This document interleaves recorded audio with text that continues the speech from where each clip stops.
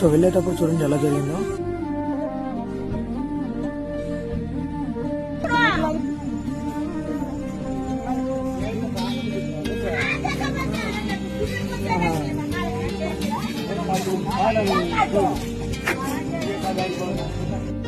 ఇక ఫైనల్ గా అయితే నేనైతే లారీ ఎక్కేసాను.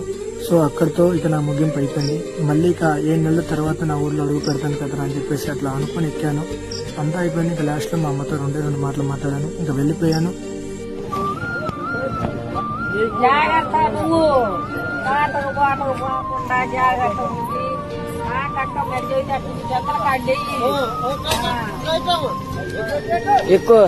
సరే సరే నానా జాగ్రత్త.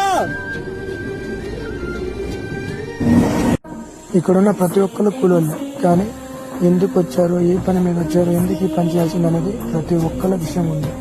నేనేం గొప్పలు చెప్పట్లేదు, నేను ఒక కూలోని, ఎంతో మంది కూలోళ్ళలో నేను ఒకని. కానీ ప్రతి ఒక్కరికి కూలోడు వాల్యూ చూపించాలి, అది నా ఎయిమ్.